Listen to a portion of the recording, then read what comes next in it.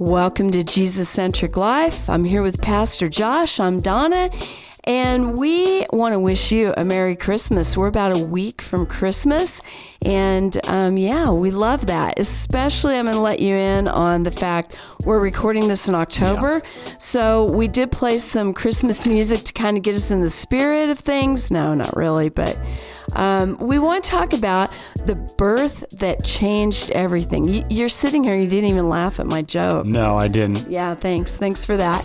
But we want to talk about the birth that changed everything. We read the story of Jesus' birth every year. Sometimes we are sitting there as you're reading it, not going to lie. It might be zoning out like, oh man, I've heard this since I was a child. Yeah. Yeah. But what stands out to you this year as you're preparing to do Christmas, as you're preparing to help us celebrate and worship this Christmas, as we talk about it? What about his birth really just pops for you? Yeah, I think, and I'll be honest, it's kind of I have the same challenge everybody else does, that like we do the same story every year. Like, can I be honest? It's kind of the challenge of Christmas because like, that's true. Like one of the helpful things like with preaching I've learned is like to find the power in the text, the thing that like you really didn't notice before, but has like a big impact. And if I'm honest, like I've been preaching Christmas now, this will be the 11th time I've preached Christmas, and, I've taught Bible studies and, and we talk about this story all the time, that there's a challenge in kind of finding that new thing that kind of grabs your attention, if that makes sense. Yeah. And we're not talking about an event that is, you got the 10 Commandments, right? And I grew up in the day of watching Charlton Heston as he stood on the rock and he was like, let my people go, and then he's like parting the Red Sea, and it was so dramatic. And then he closed it on them as they're chasing him. And we don't have Hollywood on our side on this one. It's a baby in a cave in a feeding trough. Some shepherds that are like, oh, okay, we'll take the night off and go see Jesus. And that's it. Yeah, well, and the fascinating part about it is like Luke is the one that recorded it, which probably meant that he wasn't there, but he got Mary's account of what happened. Right. But even Mary's account, like I think it's in Luke that Mary treasured all of these things up in her heart and pondered them. Like it wasn't even that Mary was shocked by them or horrified by them or surprised by them. She just kind of, put them in there and just kind of remembered what happened, right? It's not. So you've got an introvert probably. Maybe. Who's stored it all up in her heart and yeah. Yeah. And then, but even for her, it wasn't like this, like, seemingly, there were some things that were weird, like angels and shepherds, but it wasn't this like crazy out of the ordinary thing. It's not like her words were, it's the craziest birth story ever told. Like it's kind of just, I don't know, just kind of, there's some things that are in it that are extraordinary, but it's just kind of simple. It's just kind of... It really is. You've got an innkeeper that we don't read about again, who was like, there's no room for you in the end. Yeah. We've got Joseph. Well, we don't even... And the innkeeper, we embellish. We add the innkeeper. He's not actually in the text. Right. Okay, so true. And then you got Joseph, who disappears a little after they can't find Jesus, right? And then we don't read about him again. Yeah. Like, it's not the most captivating. Now that we've downplayed every part of it, but what is it that's really popping for you this year? And again, some of you will hear this, at Christmas, but it's kind of this, that the extraordinariness of Jesus, it's some of that he's just there in the simple.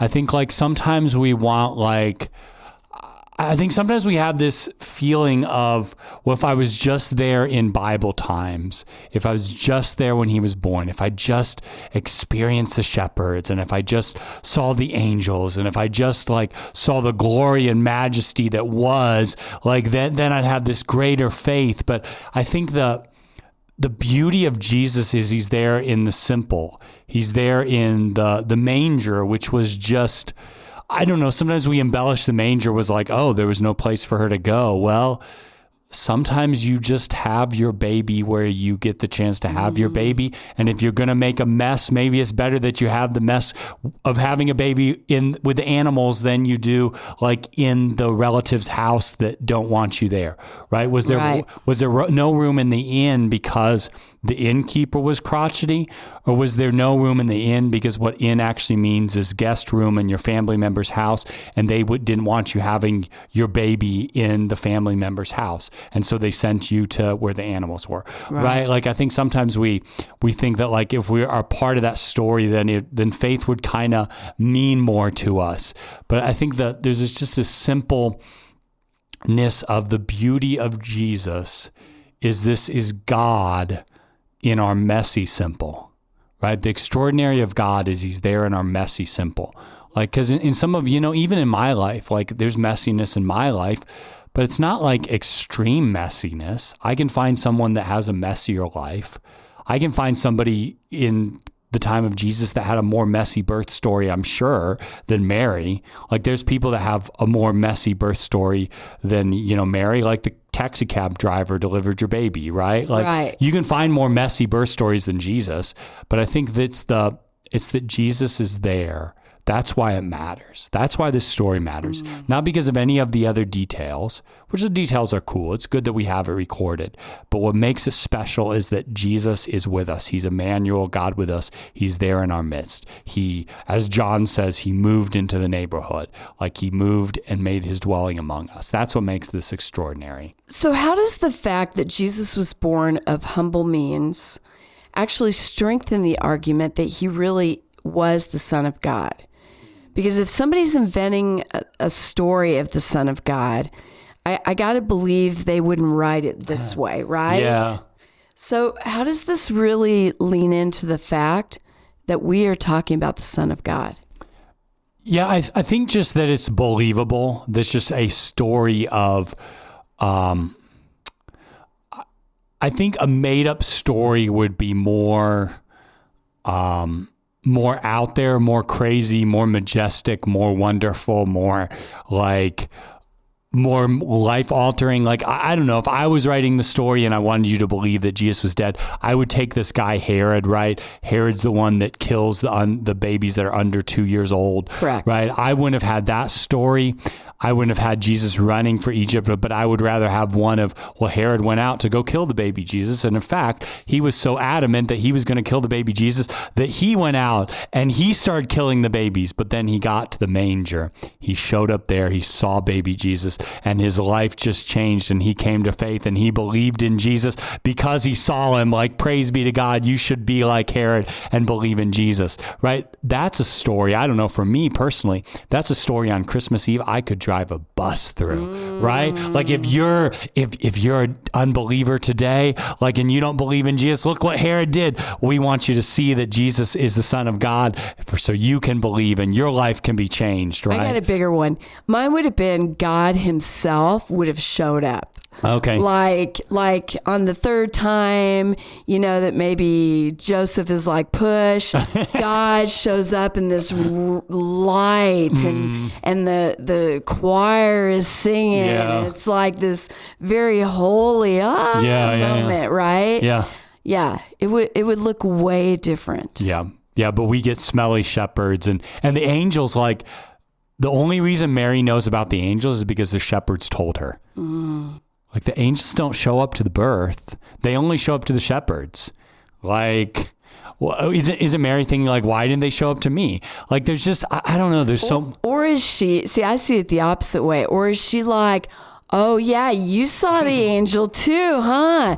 That's a pretty scary angel. Yeah. Like, she might be calming those shepherds down. Yeah, because she did. And she did see an angel before, but Correct. That was telling her that she was going to have the baby, not there at the manger saying, good job, Mary, you made it through labor. Like, I'm proud of you, right? Yes. Like, Yes. there's no angel there. Like, yeah. But yeah, she, I was terrified. I was sore afraid, right? As the King James says, right? And so I don't know. It's just, if I was making up the story, it's not the story that I would make up. It just kind of sounds really, besides the angels, like if you take the angels out, it's a simple story.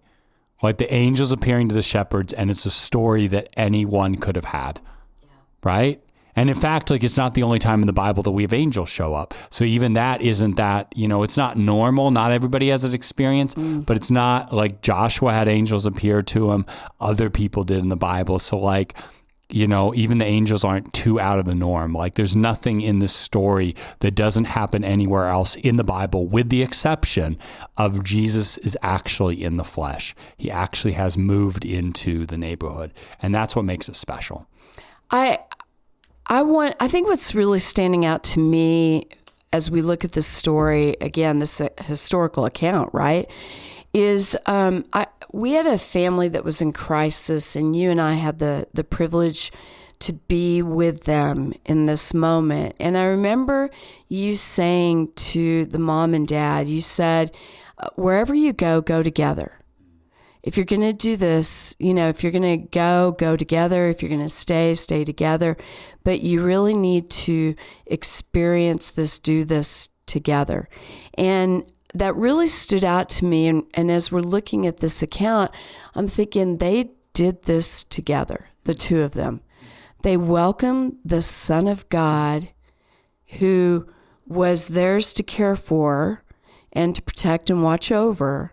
But it was just them in this moment. What holy ground this must have been. Yeah, and it's interesting, like even the text doesn't make it clear that Mary has to go to be registered. Like it really is, I think it says in mine, this is verse 4, and Joseph went up from Galilee, from the town of Nazareth to Judea, to the city of David, which is called Bethlehem, because he was of the house and lineage of David, to be registered. And then with Mary, his betrothed, who was with child. And so it includes her that she went, but it doesn't make it clear that she had to go to be registered. And so maybe it would have been easier for her to stay home and have her child, but for whatever reason. With the women, stay with the women. Right, yeah. And again, we don't know. But here she was with Joseph. Yeah. It was the two of them. Yeah. And so we see that. And so I think that's really cool. It gives us some input on how we should face our struggles and our challenges, that we do that as, when you're married together, right? Mm. So the angels called it, we talked about the angels a minute ago. The angels called it good news of great joy. Why do you think the birth of Jesus was such good news? And why does that still matter today? I know that the first part. Yeah. But why such good news? And then why does that good news still matter today? Like, why should we read that with these fresh eyes? Yeah. So I think it just comes back to the word Emmanuel, that God is with us. Like, that's the great news, that God didn't decide to interact with his people from a distance. He decided to interact with his people from proximity. Like the beauty of Christmas really is that God's in our midst, that he's one of us, that he's with us, that he doesn't that he decides to interact with us in proximity, right? Like there's, and we all know this, there's something different from listening to a podcast and sitting down with two people and having a conversation, right? Like we just had one of our members that has started to listen to our podcast that had some questions. And so she wants to sit down with us and chat. And that's cool because we get to deal with what's going on in her leadership and in her life. And so that's really neat when we get to do that. And there's a difference from doing so from a distance and doing so from up close. Like, right. I think I'm trying to remember the verse off the top of my head, but it says in former days, God dealt with us through prophets and through his word, but now he chooses to deal with us through Jesus, basically, is the assumption, the explanation of the verse.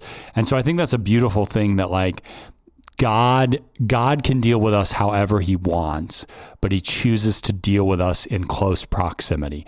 And so I think that's the beauty of Christmas, is that God with us, not God cares about us, not God's all powerful, not God created the world, which are all true, but God chose to deal with us in close proximity in relationship. And I think that's so significant. Yeah, for sure. So in Luke 2:14, it talks about peace to all men on earth. Can we still have that kind of peace today? And how do we find it in a world that, for whatever reason, I mean, we could point to a lot of reasons, but we won't for right now, is very unpeaceful. It's hard right now. Yeah, I think it's always going to be a challenge, and there's always going to be things that take away our peace and fracture our peace and make our peace difficult. But I think if the peace is found in Him, the peace among those with whom He is pleased, like the peace isn't found in our circumstances. It's not found in the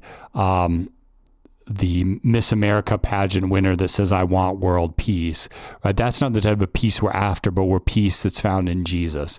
And peace that's found in Jesus isn't found based on our circumstances, but it's found in His presence, in Him being with us. And so I think like if you're waiting for Jesus to bring peace in that the world, the wars cease to operate, that right now we're dealing with the government shutdown, that it's over. Hopefully it will be by the time you're listening to this. Like if that's what you're waiting for to have peace, because reality, even if this government shutdown's over, there's going to be, rumors of another one coming soon. Like we've lived through that for how many years now, right? Like, and so the reality of it is like, if you're waiting for that type of peace, that the wars end, government shutdown's no longer a thing, politics gets unmessied. Like if you're waiting for that type of peace, that's not going to happen.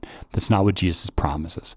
He promises that one day when He's ruling and reigning completely over this world after the resurrection of the dead. But in this age, that's not going to come. And so our peace is found in the hope of Jesus, not in our circumstances. And so I think that's kind of the difference. And sometimes we'll feel that. Sometimes we won't. Sometimes we'll experience that. Sometimes we won't. But we have to understand our experience and our feeling of peace isn't the only way that God gives us peace. Peace is another place in the Bible. It says that peace surpasses all understanding. So if it's peace that you can fully understand and wrap your mind around or fully experience, then it's not actually God's peace. His peace surpasses all understanding. It's greater than all understanding. It's understood through our understanding, but it's not limited to that. It goes beyond that. So the birth that changed everything, I personally just want to ask you this next question. Like, okay, as you're talking, I'm like, I'm going to ask him this. So what is your objective as a pastor on Christmas Eve? Like, you have this historical account that is a huge game changer. Mm-hmm. How do you approach it? Because on Christmas Eve and Easter both, mm-hmm. Those are times when we have church and a lot of unchurched. A lot of unchurched come because family, it's their tradition. Mm-hmm. What is your hope, your prayer, your goal as you preach and share this story that we've heard a million times? Yeah, so I guess it's kind of threefold as I approach Christmas. One is to make Christmas a big deal for our members. Like I remember Christmas as a kid being more than just an average Sunday. Mm-hmm. And so the people that are here every Sunday, I want you to see that this isn't the only day that matters, but it's more significant than the others. So I think we try to do that with Christmas and Easter, that they're a little different, Correct. They're a little more significant. So that's one. The second is for the kind of apathetic Christian, the person who believes, but really, it's really only important on Christmas or Easter. It's only important when I have something go wrong in my life. It's only important if I need prayers or if I need pastor to do a funeral. It's to kind of stir them up to say that, well, either this kind of matters or it doesn't. It matters that God is with you or it doesn't. And so you have a choice. How are you going to live? Are you going to live if this matters, or are you going to live if it doesn't matter? Because if it only matters 2 days a year, if it only matters when you hit a snag in life, then does it actually matter? And the honest truth is it probably really doesn't. And so I try to do that boldly and courageously, but yet carefully, because I don't want them to feel like they can't come back next time because I'm just going to scold them. But I do want to kind of challenge them to say, if this day matters, if Jesus actually rose from the dead, if he actually came in our midst, then it should matter every day of our lives. So last week you talked about the pebble in the shoe. Mm-hmm. Is this kind of that pebble in the shoe? Yeah, kind of it's kind of a little bit of a Christian, an apologetic for a Christian, because they're not somebody that doesn't believe, but they're somebody that just doesn't see it as a priority. And it's almost to say that, it's almost to say I can actually agree with how you're living your life if you're a non-believer and you never care except when grandma makes you come. Mm. And I can agree with you if you're active in your faith, but I actually can't agree with you if you're being really apathetic about this, because either it matters or it doesn't. It's so revelation. I'd rather have you cold or lukewarm, but or hot. But not lukewarm. Yeah. And it's that lukewarm that you want to challenge them. Yeah. Yeah, and I think there's a lot of Christians like that show up, and so I want to do that graciously but eloquently to say, either this matters or it doesn't. And so how in your life are you showing that it matters? And then the third is that for people that don't believe, I do want to cast a little bit of that apologetics. So Christmas and Easter are probably the times I preach apologetics the most.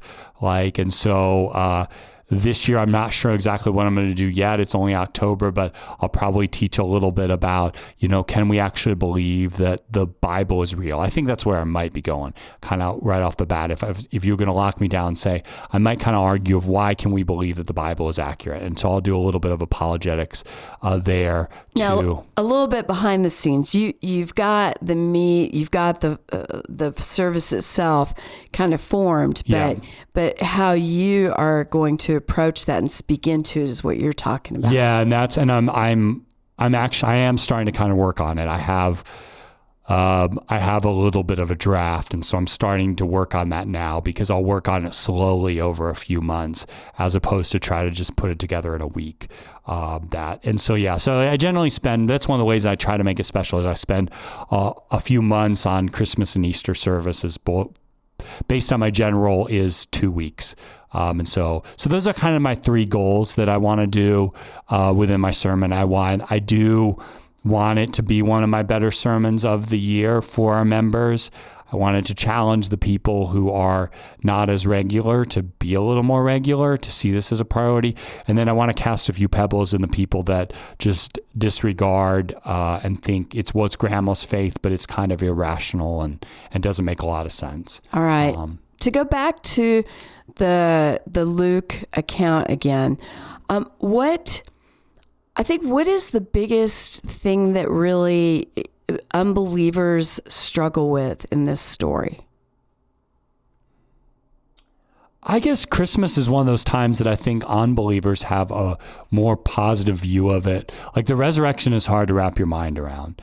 Like, the only thing that's super unbelievable in this text is the angels, right? Like, a baby's born. In a cave. And they had to put it into a feeding trough. Yep. Taxes happen. We all know taxes, right? There's a lot. So I don't know that there's as much animosity over Christmas, which I think makes Christmas actually a little easier. In some ways, it's like, but it's not an unbelievable story. Now, it's the ramifications of it are unbelievable. But that's where, I guess for Christmas, probably this year, I'm leaning toward talking about, well, can I actually trust the Bible? Because if I can trust the Christmas story, can I trust other parts of the Bible that have more challenging things? Right? That's where I might throw a few pebbles in the unbelievers' shoes. Yeah. The shepherds, I want to go back to the shepherds for a second. The shepherds didn't just hear the message that the angels came to give them. They went to see for themselves. Is that a faith issue? And if it was, why were they the first ones that got to go see baby Jesus? Yeah, I mean, I don't like to overhype the angel or the shepherd's faith. I just don't. I think, were they faithful? Yes. Did they do what they were asked? Yes.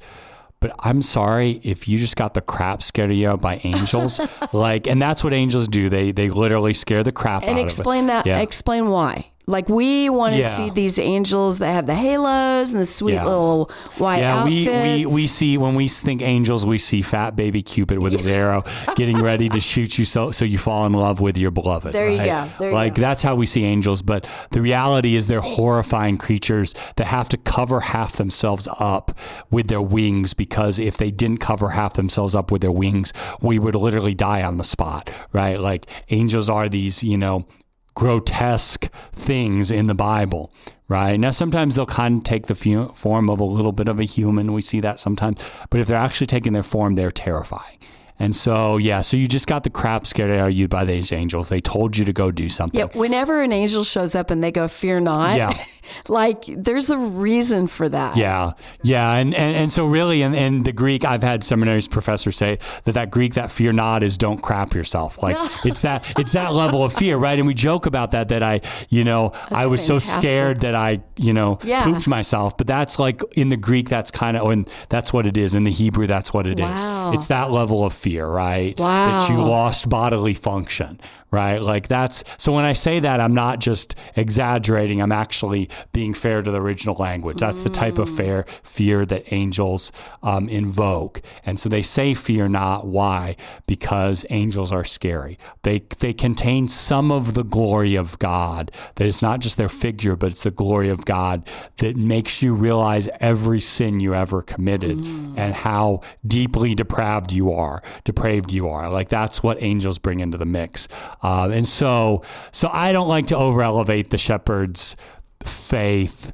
Where they do, I think where I do like to exemplify their faith is they didn't just keep it to themselves. They saw it as, once they actually saw Jesus, once they actually experienced all of this, genuine faith was created. And so I don't know that the going to see Jesus was anything other than derived by fear or by the experience that, I'm going to check this out because this happened. But then they go and talk about it, which means that something else is going on. Well, and rather than looking at it as a faith issue, we can look at it as an act of obedience. Yeah. That they followed through, they did. Because the crap was scared out of you, but but again, were they faithful? Yes, 100%.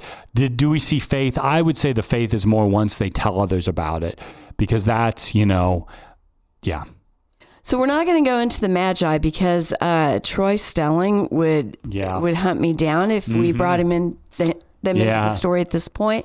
So I want to leave with one final question. How do we keep the wonder of Jesus' birth alive beyond Christmas?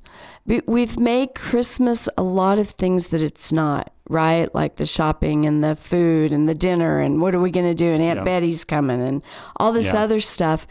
And the truth is, we have Jesus' birth. Yeah. And it's a day we celebrate his birthday. Yeah. How do we keep that alive and the wonder alive past Christmas? Yeah, I think it's just that reminder that he's with us. Like, that's the message of Christmas, that he's with us. And I guess I kind of take it, we can take it as, Christmas is so like pop culture and it's so like, consumerism and it's so this. But what if we just stopped and said, no, it's a good thing that I make Christmas a big deal for my kids, for my family members.